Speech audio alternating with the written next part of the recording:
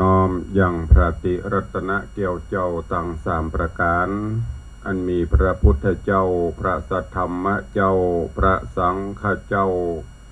อันเป็นสรณะที่เปิงตีเคารพนับถือ อันสูงสุดในชีวิตขอกราบคารวะแตบไตรไวสาปารมีธรรมพระมหาเถรานุเถระเจ้าคณะพระสังฆาธิการภิกขุสงฆ์สามเณรจุตนจุองค์ด้วยความเคารพเจริญสุขเจริญปอนสาธุชนญาติโยมพุทธบริษัทติ่นจองห้องวัดจุหนุ่มเท่าใจยิงขอน้อมต้อนรับทุกท่านเข้าสู่รายการมรดกธรรมกำเมืองทางสถานีวิทยุกระจายเสียงพระพุทธศาสนาแห่งชาติและสังคมคลื่นเพื่อการศึกษาพระพุทธศาสนาและวัฒนธรรมคลื่นพระพุทธศาสนาและจริยธรรม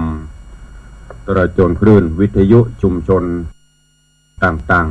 ๆส่งสัญญาณกระจายเสียงจากสถานีวิทยุวัดฝ่ายหินตำบลสุเทพอำเภอเมืองเชียงใหม่จังหวัดเชียงใหม่ในระบบคลื่นความถี่ FM 104.50 เมกะเฮิรตซ์สถานีวิทยุคลื่นพระพุทธศาสนาและจริยธรรมในความอุปถัมภ์ของมูลนิธิพระบรมธาตุเจ้าดอยสุเทพส่งสัญญาณกระจายเสียงในระบบคลื่น 6.0 เมกะเฮิรตซ์ตลอดจนวิทยุชุมชนเสียงตามสายห่อกระจายข่าวตามหมู่บ้านตามวัดวาอารามต่างๆตีตังปอแก่ปอแคว้นสมภารเจ้าวัดได้เปิดให้สาธุชนญาติโยมทั้งหลายได้สดับรับฟังกันอยู่ในเวลานี้ รายการนี้ดำเนินโดยกล่าวกับผมอาตมภาพพระครูวิสิทธิ์ศรีลาภรณ์เจ้าคณะตำบลป่าแดดเจ้าอาวาสวัดวังสิงห์คำหรือตุลุงในวังตำบลป่าแดดดำเนินรายการก็จะได้น้อมนำเอาธรรมะสารธรรมคำสอนแบบปืนบ้านล้านนารักษาภาษาถิ่นรักษาการเทศแบบพื้นเมืองญาติโยมทั้งหลายได้สดับรับฟังกันปะกันวันนี้เป็นวันสุดท้ายของสัปดาห์เผลอพลับแป๊บเดียวก็เรียกกับศุกร์เสาร์อาทิตย์ก็เรียกกับวันพระวันศีลเนาะวันเวลาวยรวดเร็วแล้วก็ช่วงนี้จะเข้าสู่หน้าหนาวกลางคืนจะเมินกว่าภาคกลางวันพอประเด็นนี้ยังมืดคลึอยู่ถ้าก็หากแมลงนี่ก็ประมาณ5 โมงปลายก็เริ่มจะมืดละเพราะนั้นเวลาภาคกลางคืนจะยาวแต่จะได้ก็ตามก็มี24 ชั่วโมงเหมือนเดิมเพราะนั้นก็จะไปลงประมาณเปิดป่องก็คือหน้าต่างทำภาษาตังทำนี่เป็นห้องเบงจรหน้าต่างพอไปยังมืดลึกอยู่พอแหมสักยีบไปเพื่อแหมยีบเข้าไปสะดุ้งตื่นของกาบุญเป่งลึงตะวันขึ้นมากๆล่ะเดี๋ยวก็จะประดันเพราะนั้นเอาเวลาเป็นเกณฑ์เคยตื่นกี่โมงเคยนอนกี่โมงก็เอาตามนั้น อย่างประจำวันตี 3 ตี 4ก็หรือตี 4 ตี 5ก็ต้องตื่นทำกิจวัตรส่วนตัวแล้วก็ทำกิจวัตรประจำวันไหว้พระนบธรรมกวาดลานวัดลานเจดีย์บิณฑบาตนี่จะมืดก็จ้างบ่มืดก็จ้างต้องพอเวลาเป็นเกณฑ์นะเพราะนั้นวันนี้ก็ขอให้เป็นวันแห่งความสุขของทุกท่านเนาะเวลาก็ล่วงเลยไปโวยละ10 กว่านาที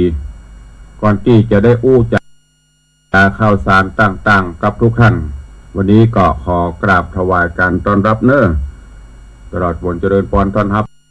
ครูบาอาจารย์ญาติโยมต่างหน้าจอ Facebook ไลฟ์ของวัดวังสิงห์คำตัวเองที่เข้ามาติดตามรับชมรับฟังเพื่อกำลังใจกันในตอนนี้ก็ตั้งบ้านตั้งจองตัวเองวันนี้ก็มาฟังกันต่อในเรื่องของสุวรรณกัสสปบัณฑิตได้เทศนาไป6-7 ตอนละยังบ่จบด้วยนะผ่านไปละ7 ตอนถ้าเป็นผูกก็ผ่านผูกที่4ไปเรียบร้อยเรื่องราวในตอนที่แล้วลำดับลำดามาถึงมิเทียม พราหมณ์กษัตริย์พราหมณ์ที่ได้เข้ามาขอเปิ่งป้าอาศัยใบบุญบนเปหนีน้ำท่วมหนีตายมาเปิ่งเปิ่นพอน้ำเหือดน้ำแห้งไปตอนนี้มิตรจะกลายเป็นศัตรูละเริ่มวางแผนการนับตั้งแต่ไปฟ้องพญาเจ้าเมืองว่าตุกตะถึง2คือโกสกากับสุมิตา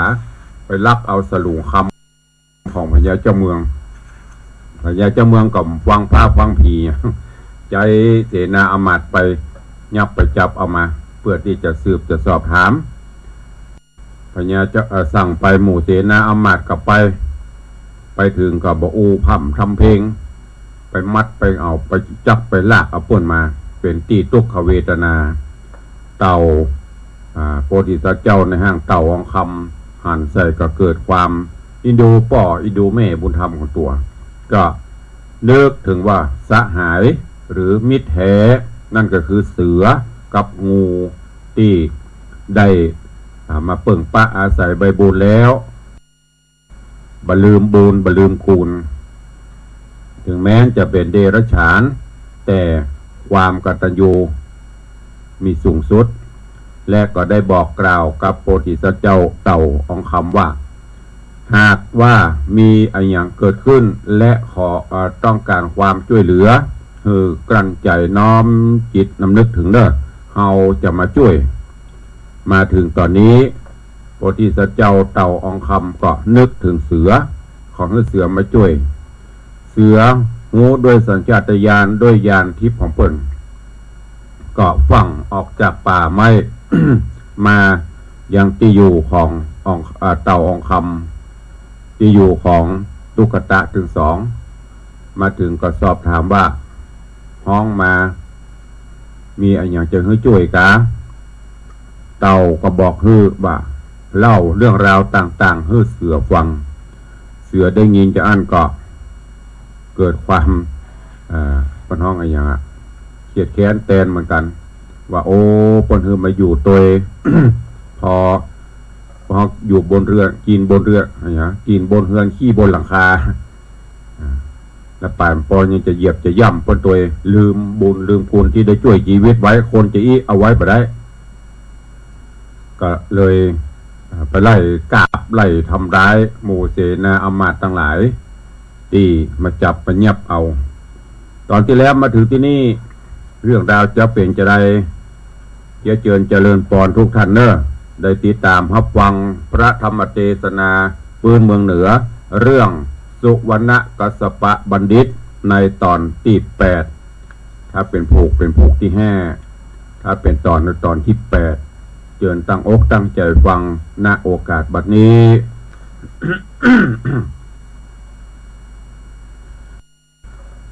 นะโมตัสสะภะคะวะโตอะระหะโตสัมมาสัมพุทธัสสะตัสมิงคาเนสโกเตวราชาติปัจจขุนาโลกังโอโลเกนโตสุวรรณกัสสปังโพธิสัตตังทิสวาเตวปุตตังอมันเตสิติสัทธโวดู ราสปุริสะตั้งหลายตั้งยิงใจหนุ่มเทาตั้งสัทธาเก้านั่งดาฟังจุงตั้งโสตาหูดาฟังเฮอแจ้งทีเฮอหูจักที่สอนใจโอดสาฟังไปนาหมู่เฮาเจ้าข้าก็จักชื่นเจยบานหมู่สัตว์ในทรงศักษากาญะอินทรีย์ฮือใสสะอาดเว้นเสียจากอกุศลมูลตนบาปนานาประการอันเป็นหักเงาแห่งมันใจถอยจังปาเฮอยากได้ตั้งดีบอดดีหันเข้าของคนอื่นมีมากก็โลภะขนาบเอาของเขาโจกจริงวิ่งราวปล้นจีแอวพกมอบลีเกิดเอาของที่ตั้นปองเตียวตังบ่มีกูที่เปิ้นนอนหลับอยู่ขึ้นยองเบาเป็นคนตีนแมวยกนกเก้าอันเป็นกรรมบาปเศร้านักหนาป่าคนอื่นได้หับทุกขาโศกเศร้าบ่ได้คืดฮอดถึงเพื่อนโทธรรมอันเป็นอันได้เปียหำทุกยากก็หวังหากได้สุขบานโอดสาหะมันทำการหอมยับไว้หวังจักได้เป็นดีปอยมาได้หาความทุกข์ขีลำบากย้อนคนใจหยาบอาธรรมขี้คร้านเนี้ยกันเอี่ยวขโมยของคนอื่นข้อที่สองจิตใจปราบจิตใจบราบรื่นโทธาม คิดแต่ทำให้คนอื่น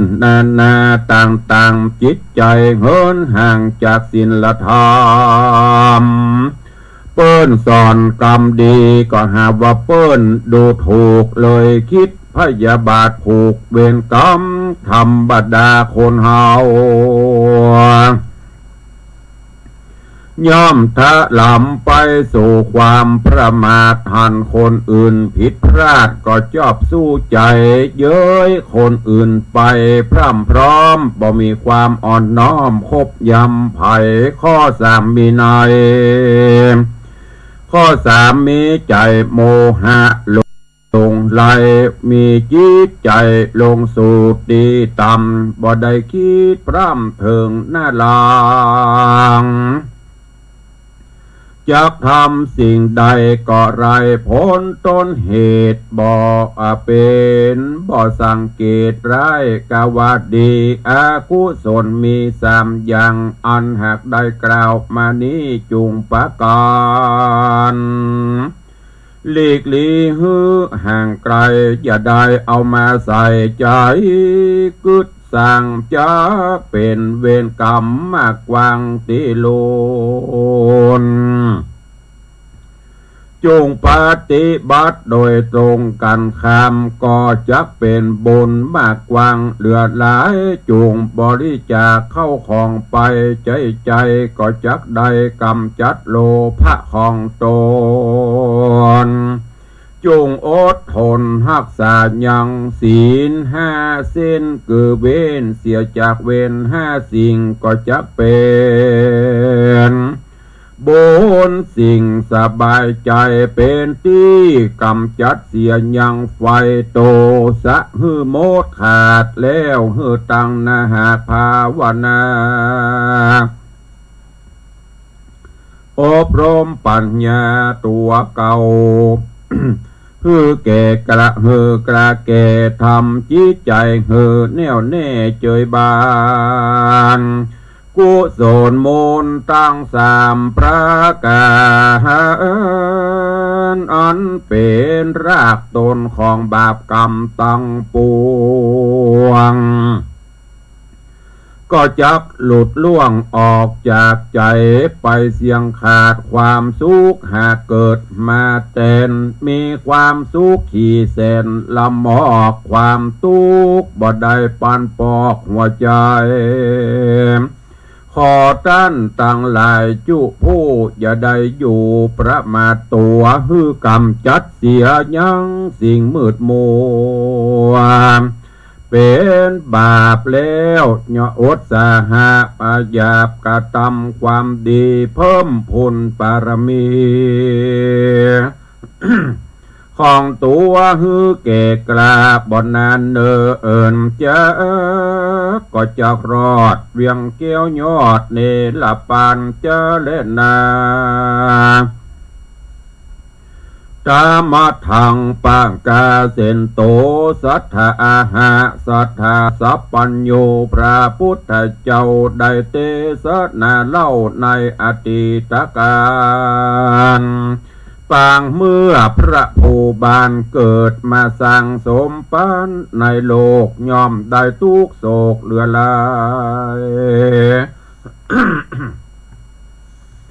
พระก็เตศนาภายแผ่เพื่อให้เป็นประโยชน์แก่สัตว์ตั้งหลายว่าภิกขเวโดการาภิกขุตั้งหลายอันเป็นสายนับผาดมีศีลบ่ขาดเสียตนบ่มี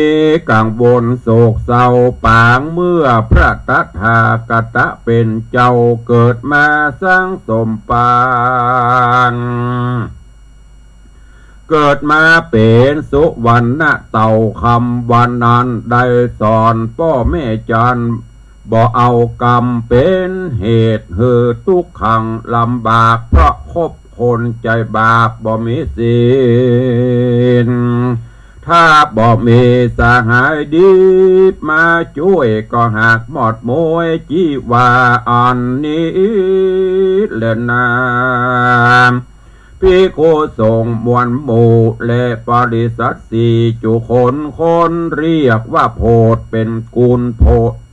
เรียกว่าโพธสัตว์เป็นกุลโพธคนเป็นโตดบางคนงามแต่โสดนักหนามีรูปผ่านใสสะอาดลักษณะหากงามตา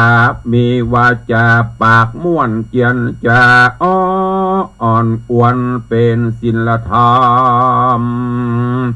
อูกรรมใดว่ากลัวบาปปากกรรมใดว่ามีศีลธรรมเมื่อทำการสั่งสองหน้าเปื้อนก็ได้คลาดเคลื่อนจากศีลธรรม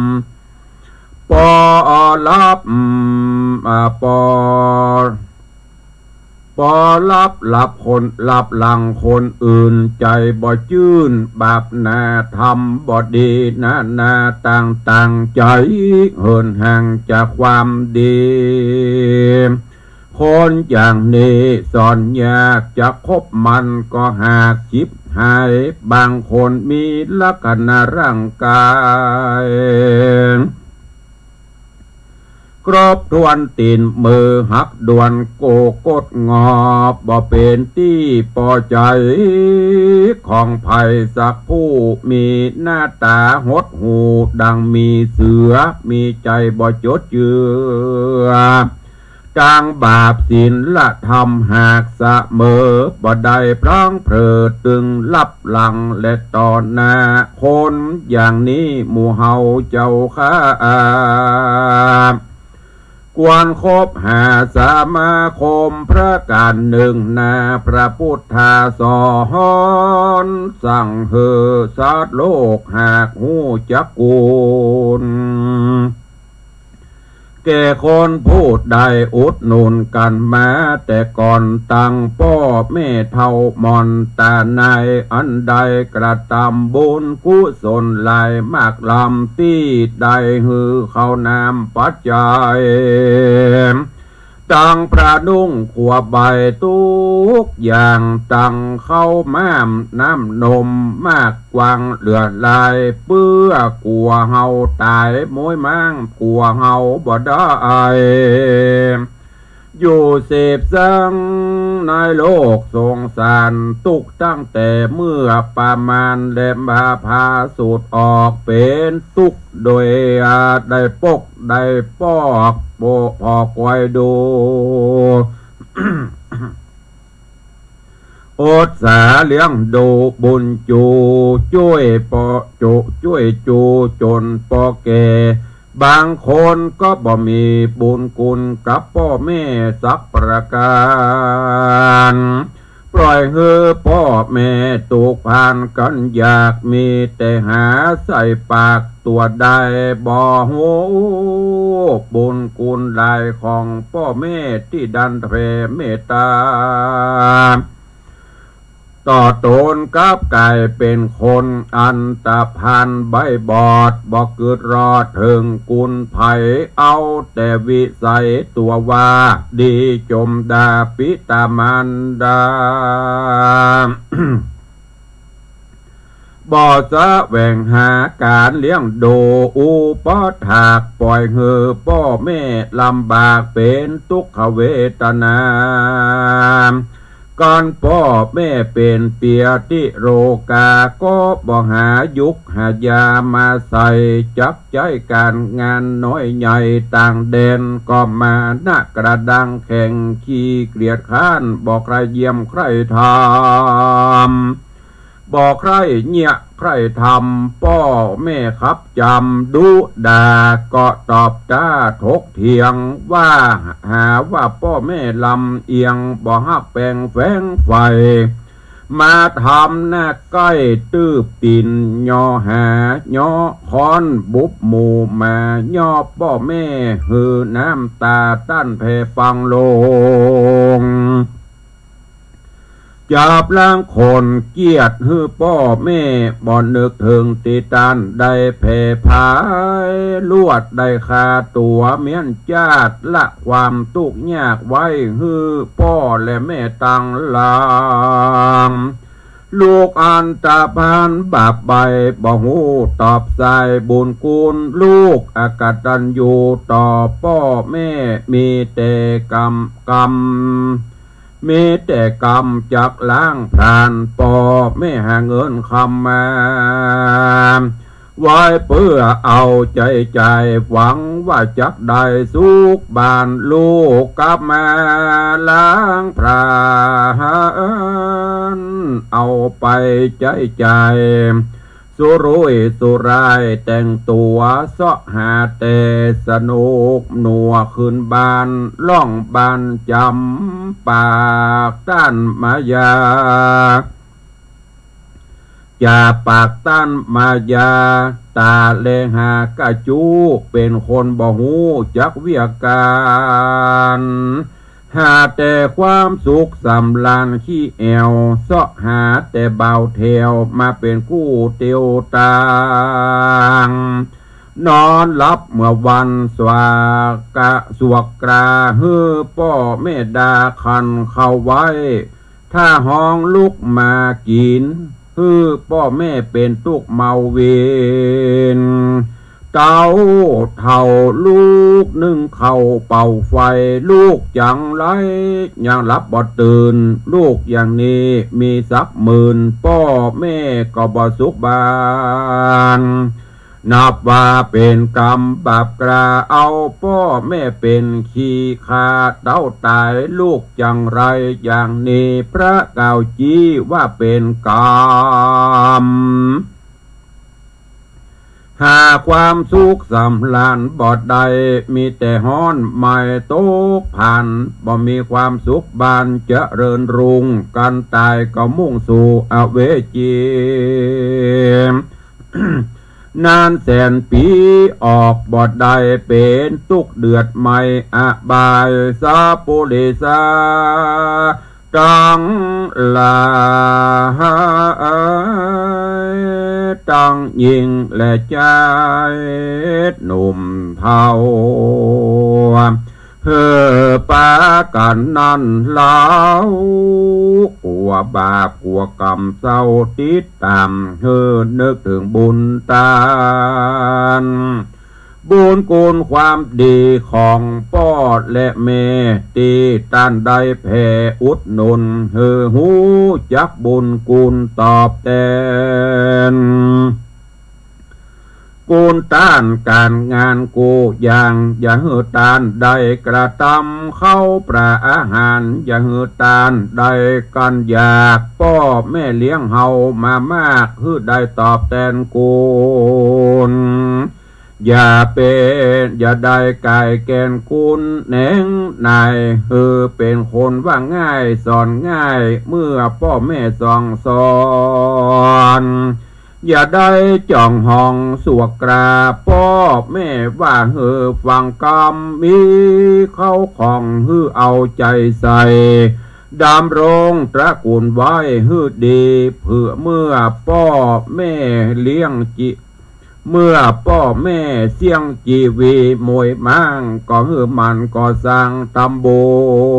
ลติดตามตัวเองหาก็เรียกว่าตอบแทนกุลมาตาพ่อแม่ก็จะเป็นกุศลแต่เกกล้าเมื่อเฮาได้สุขไปนาจะเลินดีมีความสุขขี่เตียงเต้าตรับต่อเต้าเสียงจีวาก็จักเอาจิตตาไปเกิดในจันฟ้าเลิศอินพรหมก็โดยกุศลเลี้ยงพ่อและแม่ก็มีแต่ความสุขบานตลอดเถิงนิพพานเจริญนามอาทากาเลในกาลนั้นสักกัญญาพรามบาปใบปุโรหิตามมันได้ยินพระราชาฮับสั่งมันฟังเก้มันฟังเก้ไขมันก็มีใจจื่นยาวแล้วมันก็รีบห้าวกราบวันตาว่าขอเดชะอาจญาบ่ปนกระเอาขอมหาราชเจ้าจัดพวกน้อยคนไปแถมเต้าคราวนี้เล่ามีอาวุธเผาติดมือถืออาวุธไปจูผู้เพื่อต่อสู้รบกับมันพวกน้อยคนหันก็จักยับได้เอามาใส่คอกไว้กลางคังเจริญนามตีนันพญาธิพระราชาธิราชก็มีพระบรมราชองค์การตรัสสั่งพวกน้อยหันเหล่าคนหันจุโพมีอาวุธติดจุคนตั้งรีปนหอกดาบหน้าไม้หมอกนาดปืนไฟตั้งทัดโนใจยิงแม่นตั้งผู้จบแกวนยับจนไปร้อยคนบ่เศษไปยับเท่าเพศปลา ที่มันมาขโมยสลุงคำกูแน่เมื่อก่อนกี่สูนี้ป้องจับยับมันมาถ้าจับบ่ได้นาขอสูจักขาดกูจักประหารชีวิตพรากทุกคนจะเล่นน้ำกันพระราชาสั่งแล้วพวกคนหันเกี่ยวก็รีบเร็วไวจัดอาวุธไปครบจุผู้แล้วก็เอากันไปสู่นิคมไปตั้งหนวันออกก็ไปรอดบ้านข้างขอกของโกสกาตาโพธิสัตโตในกาลนั้นนาสุวรรณเต่าคำตนวิเศษจักมีเหตุจำใจเจ้าก็ใคร่ไปเอี่ยวป่าเพื่อเล่นล่าสนุกใจเพราะว่ากรรม ป่าไปเหือปัดรากนี่เจียนจากเสียกันบาปมาตันสะน้องต่อผลกรรมมาครอบเหือใดทุกขีที่นั้นเจ้าบุญมีก่อนลาจากพ่อแม่เพื่อไปเอวป่าไม้ดงนาจักไปเอวหาสหายตังกูถือคือว่าเสือและงูเจ้าบุญจูก็ได้รับอนุญาตจากโกสกาและสุมิตาพ่อแม่สองเท่าแก่จริงเจียนจามว่าโดราเจ้าลูกหักของพ่อแม่อย่าได้ไปเมินนานนักแก่ฮือลูกปันเพนาปิกลับมากลัวเป็นอันตรายนาต่างๆเกิดขึ้นกับบ้านของเฮาถ้าลูกปิมเป่าบ่อยู่พ่อแม่ก็บ่ฮู้ว่าจักแก้ไขก็เตียงว่าจักจิบหายวินาศขอลูกเต่าอย่าพรากไปนานเมื่อโกสกากับสุมิตาสั่งแล้วเจ้าหนอเกลียวเต่าคำก็การเข้าไปสู่ป่าเพื่อจักเสาะล่าหาที่อยู่ของสหายคือเสือลายและงูเทาก็มีวันนั้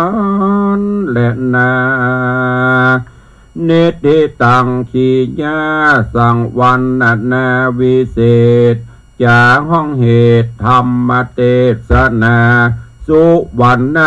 กัสสปะบัณฑิตตอนที่8ก็บังโกมสมเรศเดช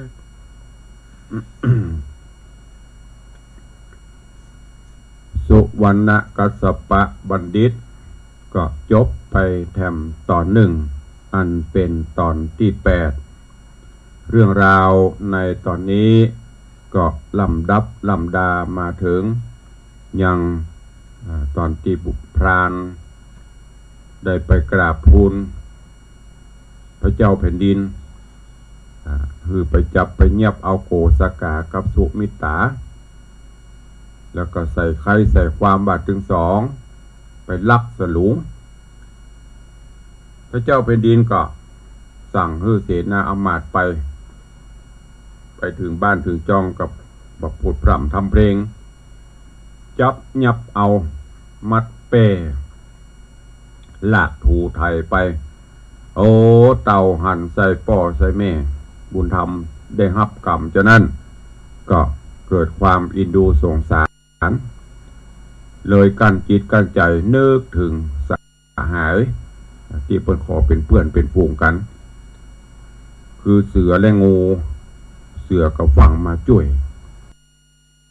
จนถึงมดถึงวันแตกปุ้งกระจายไปคนละที่ละต่างเรื่องต่างๆเหล่านี้ก็ไปถึงหูของพรานครับพราหมณ์ก็เลยไปเฝ้าพระเจ้าแผ่นดินขออนุญาตไปเป็นครั้งที่2ครั้งนี้ขอให้เกณฑ์คนไป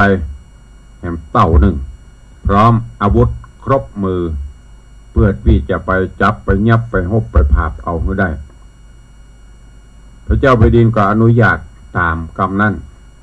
จากนั้นพราหมณ์ก็ได้สั่งเสนาอำมาตย์ทั้งหลายห้างรีโปนต่างๆเพื่อที่จะไปจับไปยับพราหมณ์ตุกตะก็คือโกสกาและสุมิตาแผนการนี้ได้เริ่มขึ้นใหม่ย้อนกล่าวถึงยังเต่าทองคำโพธิสัตว์เจ้าก็คงจะเป็นห้องว่ากรรมอย่างต่างๆเนี่ยมันขีดจะมีขีดของเปิ้นก็มีใจให้ลาป่อละแม่คือสุมิตาคือโกสกากับสุมิตาเนี่ยจะไปแอวป่าไปแอวหาเปื้อนเนี่ยสัตว์เปิ้นก็มีจิตปฏิภาคคือเติงหากันโดให้ไปแอวหางูให้ไปแอวหาเสือเปื้อนฮักที่กรรมสัตว์ต่อกันไว้ ก็ไปลาป่อลาแม่ตุกตะถึงสอง พ่อแม่ก็บอกโอ้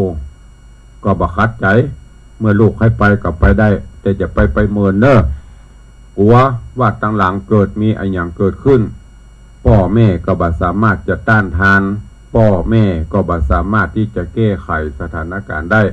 เพราะนั้นขอให้ลูกไปเหมาะปอเหมาะปอควรนะลูกเนอะ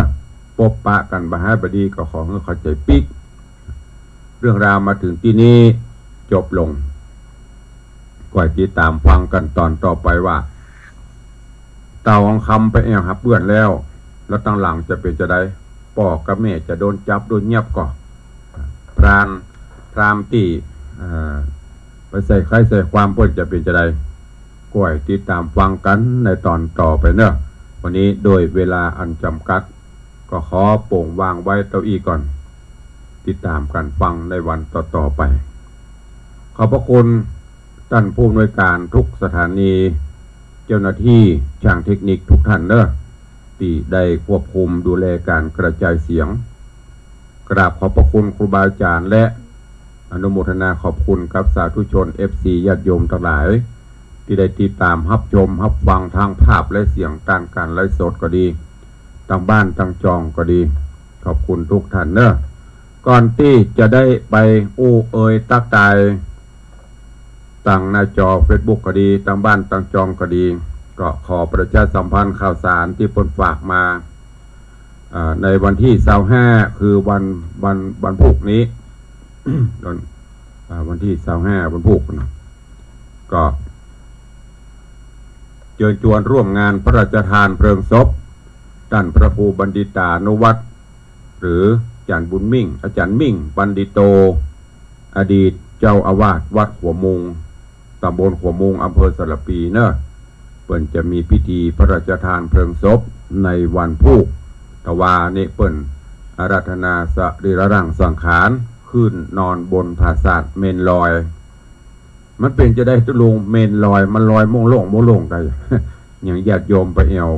อย่างก็สุมาเดินไปพอห้องน้ำที่วัดตามีห้องน้ำลอยฟ้านะก็นึกว่ามันลอยบนพุ่นโมงโล่งก็อยู่รูปไม่รู้เนี่ยคำว่าเมนลอยก็คือเปิ้นแปลงเมนลอยชั่วคราวเมนนี่ซ้ำเปิ้นบะเผาพูดง่ายๆภาษาบ้านเฮาคือเมนเจ้าเป็นของตามภาคกลางเปิ้นเหมือนบ้านเฮานี่ไฟจูดเผาหมดกับไปเอวพร้อมไปจะได้ค่อยหันกับไปพอไปร่วมบุญโดยเปิ้นเนอะที่วัดหัวมุงวันพรุ่งนี้ช่วงบ่ายจะมีพิธีพระราชทานเพลิงศพแล้วก็เชิญร่วมกิจกรรมงานฟังเทศน์มหาชาติเวสสันดรจาดกที่บนวัดพระธาตุเจ้าดอยสุเทพโดยมูลนิธิพระบรมธาตุเจ้าดอยสุเทพในเมตตาปรมีธรรมของพระเดชพระคุณหลวงพ่อท่านเจ้าคุณพระธรรมเสนาบดีร่วมกับคณะกรรมการมูลนิธิศรัทธาวัดดอยสุเทพได้จัดกิจกรรมสัปดาห์ส่งเสริมพระพุทธศาสนาในช่วงของเทศกาลเดือนนี้ก็มีการเทศนาธรรมเป็นประจำตึงวันกู้คืนตั้งแต่เวลาประมาณทุ่มครึ่งเทศกันไปเป็นกันเนอะวันละกันไปในภาคกลางวันก็จะมีกิจกรรมนำปลาลูกหลานญาติลูกหลานนักเรียนประมาณวันละประมาณ500-600 คนไปร่วมกิจกรรมในเมตตาธรรมของพระเดชพระคุณหลวงพ่อตัวเองก็เชิญชวนทุกท่านเนอะท่านผู้ใดจะร่วมโมทนาบุญเป็นเจ้าภาพผู้ชมผู้จ้ากันเทศกันทำก็ตามเจตนาทำได้แล้วก็ที่วัดสวนดอกพระอารามหลวงวิหารหลวงวัดสวนดอกก็มีงานจัดกิจกรรมฟังเทศน์มหาชาติเวสสันดรจาดกเหมือนกันของโครงการกิจกรรมพนิสิตมหาจุฬาลงกรณราชวิทยาลัยเขตเชียงใหม่วัดสวนดอกจัดตั้งแต่ตะวามีการเทศธรรมปฐมมาลายเก้ามาลายป่ายคาถาปันอานิสงส์เวสสันตระตะวาแมลงตุลุงก็ได้ขึ้นไปเทศนาธรรมอานิสงส์เวสสันตระร่วมกิจกรรมนักศึกษาในฐานะก็เป็นพระนิสิตหรือว่านิสิตเก่าของมจร.ตะวานิเทศยกกันทำทั้งหมดยกห่วมบุญกุศลโดยเปิ้นส มทบกิจกรรมของนักศึกษาไม่ได้เอามาซักเสาแห่ได้แต่ใดกระบัวกี่ปันกี่หมื่นหัวยกหอมเป็นหมดแต่ว่าเจ้าภาพกันเทศก็มีท่านคณบดีคณะเภสัชศาสตร์แล้วก็มีรองอธิการบดีมหาวิทยาลัยพะเยาได้รวมเป็นเจ้าภาพนี่ก็เชิญชวนเนื่อวันนี้ตลอดวันที่วิหารหลวงวัดสวนดอกก็ไปร่วมกันวันที่20ถึง24ธันวาเชิญร่วมงานพระราชทานเพลิงศพพระเดชพระคุณหลวงปู่พระครูพิพิธปุญญาภิรัตน์หลวงปู่ครูบาม่อนเจ้าอินตาอดีตที่ปรึกษาเจ้าคณะตำบลน้ำแพร่อดีตเจ้าอาวาสวัดศาลาตำบลน้ำแพร่อำเภอหางดงเด้อพระมหาเถระผู้มีอายุประสาการรูปหนึ่งได้มรณภาพลงก็ได้หลายปีละถึงกำหนดการที่จะได้พระราชทานเพลิงศพในวันที่20ถึงวันที่24เปิ้นจะพระราชทานเพลิงเด้อ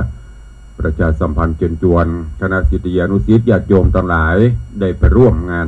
ในครั้งนี้โดยทั่วกัน16 17ธันวาเนอะวันเสาร์ที่16วันอาทิตย์ที่17ธันวาก็น้อมเอิญเจิญจวนมวลมิตรแก้วสหายคำ FC แฟนรายการอีพ่ออีแม่ญาติโยมศรัทธาบุญเฮาทุกท่านเนอะได้มาร่วมกันทำบุญในโอกาสที่ตุลุงหรืออัตมาภาพหรือกล่าวกับผม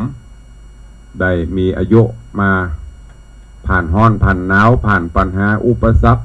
ผ่านสปะสปันตึงดีตึงให้กระเข้าตามโลกกระทำ8มาได้60 ปี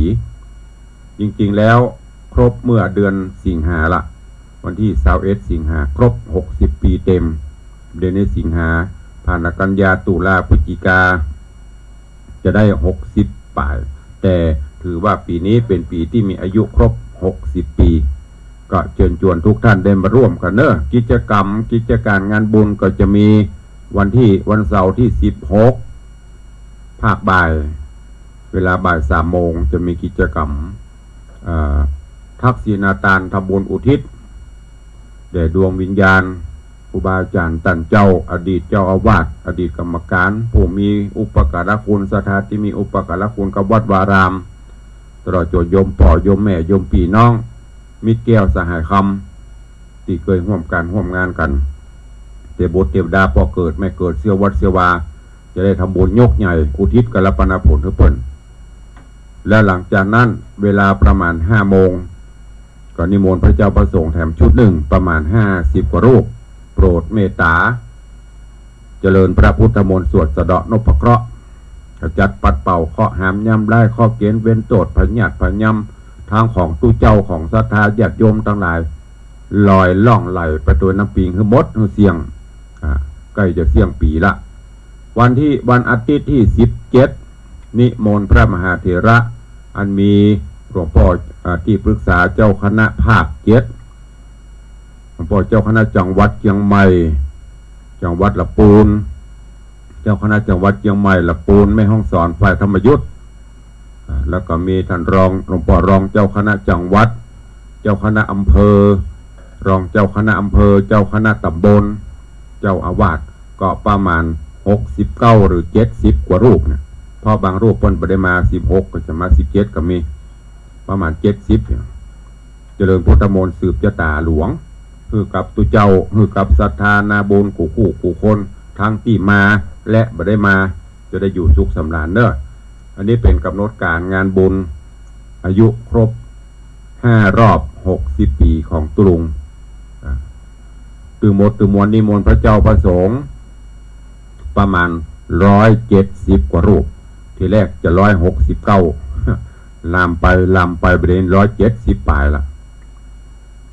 คำเป็นยังกินใหญ่ตาหลวงในรอบ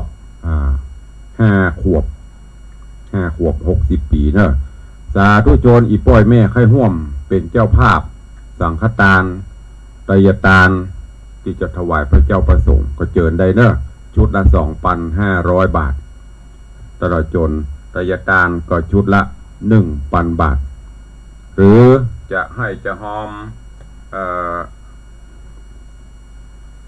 โองตาลกาหรือจะร่วมเป็นเจ้าภาพต้นเงินต้นทองต้นเพชรนี่เพื่อสมทบกองทุนก็เจริญปอนเจริญเนอะก็ขอบคุณกับโยมปเลี้ยงธนวัฒน์โยมแม่เลี้ยงทัดพิชาเนอะสุสิงคำมีเมตตาจิตเมตตาธรรมร่วมเป็นเจ้าภาพสังฆทานในงานนี้ทั้งหมดทั้งมวล100 ชุดแล้วก็เป็นเจ้าภาพหนังสือแฮม108 เล่มอุดหนังสือตะวานี้ได้ส่งเข้าโรงพิมพ์ตรวจบุ๊กเป็นที่เรียบร้อยโดยได้รับความเมตตาจากคณาจารย์มหาวิทยาลัยไฟเทิร์นได้เป็นผู้รวบรวมเรียบเรียงตรวจบุ๊กตรวจอักษรต่างๆจัดพิมพ์แล้วก็ส่งเข้าโรงพิมพ์เป็นที่เรียบร้อยเจ้าภาพเจ้าศรัทธาก็มีตอนนี้ประมาณ300 กว่าเล่มสั่งพิมพ์ไป 1,000 เล่มก็ยังค้างเจ้าภาพเจ้าศรัทธานับอยู่เนอะท่านผู้ใดจะร่วมเป็นเจ้าภาพก็แจ้งความจำนงได้คนละ5 เล่ม10 เล่ม20 เล่ม100 เล่มก็ตามเจตนาเล่มละ150 บาทหนังสืออันนี้ก็ขอบคุณโยมโปเลียงปนฮับไป108 เล่ม ขอบคุณอนุโมทนาบุญกับโยมปิณอิสมเตปินมหาพิธาจารย์พ่ออาจารย์พิธีกรชื่อดังของภาคเหนือเฮาก็ได้ร่วมโมทนาบุญกับตุลงหนังสือ10 เล่มสัง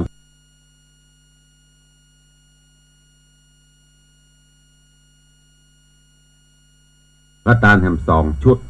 รวมเป็นปัจจัย6,500 บาทสาธุขออนุโมทนา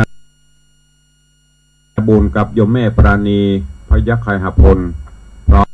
อมครอบครัวลูกหลานเนอะบ้านหนองเต้นสัน5,000 บาทนอกจากนั้นก็ขอบคุณกับโยมแม่จันดีวิสุทธินันท์พร้อมลูกหลานเจดีแม่ครัวโยมแม่ก็เช่นเดียวกันติดตามดูแลอุปถากมาโดยตลอดกุปีเช่นโยมแม่จันดีเสือใต้ก็คือแม่ปราณีชายกลางก็คือผู้เลี้ยงไม่เลี้ยงนะเสี่ยวกันเล่นไปปีนี้โยมแม่จันดีก็ร่วมเป็นเจ้าภาพหนังสือ4 เล่มสังฆทาน1 ชุด1,000 บาทขอบคุณกับโยมแม่จันตาคำจินะบ้านเหล่าประฝางอำเภอแม่วางจังหวัดเชียงใหม่โยมแม่ก็มาร่วมโมทนาบุญเป็นเจ้าภาพหนังสือเป็นเจ้าภาพสังฆทานรวมเป็นเงินอยู่ 2,800 บาทขอบคุณกับแม่อุดคิดชัยบ้านกอกมนดอยสะเก็ดร่วมเป็นเจ้าภาพหนังสือ4 เล่มสังฆทาน1 ชุดโต๊ะสังฆทานหรือโต๊ะสังฆทานแถม1 ตัวรวมเป็นเงินอยู่ 4,100 บาทขอบคุณอนุโมทนาบุญกับป้อวิชัยแม่สุพัฒน์ยมประพันธ์เกี่ยมเจริญเนอะเป็นเจ้าภาพหนังสือเป็นเจ้าภาพไตรยตานโต๊ะ1 ตัวต้นเงินแถม1 ต้นรวมเป็นเงินอยู่ 2,500 บาทนอกจากนั้นก็มีขอบคุณอนุโมทนาบุญกับโยมแม่ครูเหรียญทองจันทีเป็นเจ้าภาพหนังสือเป็นเจ้าภาพ100 บาทคำยามานายกเทศมนตรีเทศบาลตำบลสันพักหวานรวมเป็นเจ้าภาพหนังสืออยู่10 เล่ม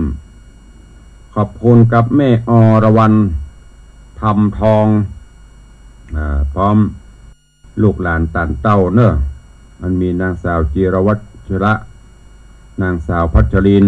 นางสาวชินนันท์รวมเป็นเจ้าภาพหนังสือขอบคุณอนุโมทนาบุญกับโยมแม่อุ้ยหมอนคำมูลชัยเลิศเนอะโยมแม่อุ้ยหมอนคำมูลชัยเลิศโยมแม่ได้ร่วมเป็นเจ้าภาพถวายทานต้นเพชร1 ต้นสังฆทาน1 ชุด รวมเป็นเงินอยู่ 12,500 บาทอนุโมทนาบุญกับแม่อุ้ยมอนจันทร์ยาสมุทรพร้อมลูกหลานบ้านน้อยสันกระแปงร่วมเป็นเจ้าภาพหนังสือและก็สังฆทานรวมเป็นเงิน 3,600 บาทขอบคุณครับโยมพี่ไอ้พรตรีโยมพี่แสงสาเด็กชายแสงเมืองเด็กหญิงอัญชลีบุญชัยเจ้าภาพสังฆทาน1 ชุด 2,500 บาทอนุโมทนาบุญกับโยมพี่ไอ้บุญมีโยมพี่วรภานารตะแม่ตะไคร้แม่ออนเป็นเจ้าภาพสังฆทาน1 ชุด 2,500 บาทแล้วก็มีโยมพี่นันล่าหรือว่าพี่นันจรันโยมกัญญาปิยจันทร์ดอยซิวเป็นเจ้าภาพสังฆทานให้1 ชุด 2,500เดี๋ยววันที่3นี่จะตั้งต้นให้แหมล้าน อู้เล่นไปได้เนอะนิมนต์ไปเตะทำบุญบ้านเพื่อจะตั้งต้น5 กรรมจะได้ต่อใดก็สู้แล้วแต่เนอะพี่น้องตังดอยซิวตังม่วงเขียวตังน้ำจำไปห่วงบุญกุศลกับพี่นันจรันปิยจันทร์กับปักพี่นันเราจะตั้งต้นร่วมมุทิตากับตุลุงตัวเองขอบคุณอนุโมทนาบุญกับโยมต่อมแก้วผลดีบ้านปะแกโยงเนอะน้องเพิ่งสารปีร่วมทำบุญสังฆทาน1 ชุด 2,500 บาทโยมพี่วิรองลักษ์เจิดฟ้อนมีล้านนาร่วมทำบุญหนังสือทำบุญโต้นเงินทำบุญโฮงตาลขอบคุณตัวเนอะแล้วก็มีโยมสมพรรัตนังหรือโยมพี่ชิดชบาร่วมตั้งโฮงตาลน้ำขนมเส้นน้ำยาป่ากะทิสดเนี่ยพูดบอกมานะขอบคุณเนอะที่จะนำโฮงตาลมาตั้งห่วมเลี้ยงกันตัวเองนอกจากนั้นก็ขอบคุณกับแม่แสงนอกแก้วบ้านป่าหมอกระปูนร่วมทำถวายตาลต้นเงิน1 ต้น 1,000 บาทขอบคุณแม่อุ่นทิกาดร่วมทำบุญถวายตาลหนังสือแล้วก็ต้นเงินมันนี้ไปอยู่ปุ่นบ้านทาสวนหลวงทาขุมเงินแม่ทารวมเป็นเงินอยู่ 6,100 บาทอนุโมทนาบุญกับแม่อุ้ยมอนจันดีเจริญตื้อแม่อุ้ยมอนอายุได้97-98ละตะกี้แม่อุ้ยมอนขมูลนั้น100 กว่าปีอันนี้90 ปลาย